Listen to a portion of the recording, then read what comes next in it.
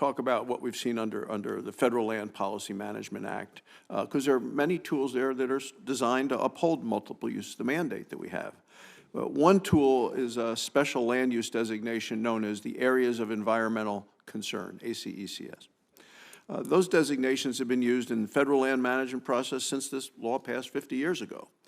The original intent was to provide flexibility and locally led protections. But what we've seen in Wyoming in the last decade has been a substantial increase in these designations. It seemed to me to limit use, to use these in ways to make non-use a use. And I just wonder if you could explain the increase in what we've seen in Wyoming of the last few years of this designation being used in a way that we never anticipated it being used. Chairman Lee, Senator Barrasso, we've seen a substantial increase in ACEC acreage since our most recent planning efforts, and that's the Rock Springs RMP. It's good to note that RMP took place after the BLM's public land health rule, conservation land health rule, and so we certainly didn't see that rule fix our problem, which is that the BLM is utilizing the ACEC as a tool for large swaths of land, not identifying unique resources for protection, but hundreds of thousands of acres often, and really combining them with all sorts of things that we care about, like wildlife habitat and historic places, but doing so in a way that it's really hard to untangle and understand what we're actually trying to protect. It's unclear because we've got numerous uses.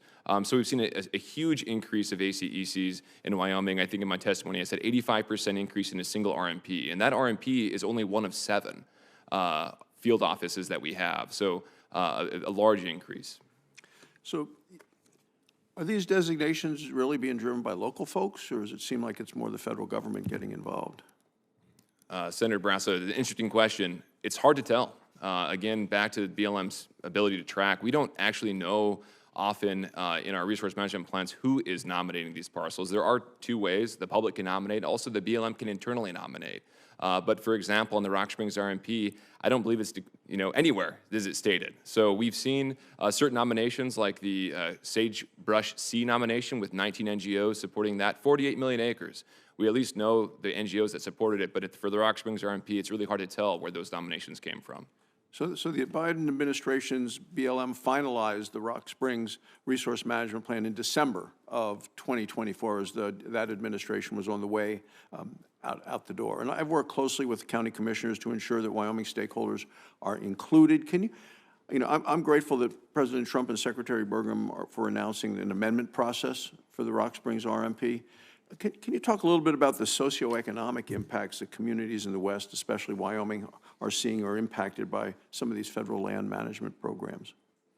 Yeah, I think it's easy to think of public lands as sort of being isolated out in the middle of nowhere. However, as you know, Senator Barrasso, our lands are often intertwined and intermixed. So we have different surface ownership, maybe than mineral ownership. We also have in-holdings inside of some of these areas. So anytime that the federal government, through an RMP or other rule, restricts some sort of use on federal land, there's often a restriction that also occurs on state and private land as well, further limiting our ability to develop resources, access certain lands, and so there's a big impact. The Rock Springs RMP estimated, based on their preferred alternative, was roughly $14 million a year in losses to county government, county services, including the school district. So we're not talking about inconsequential numbers, a fairly significant impact.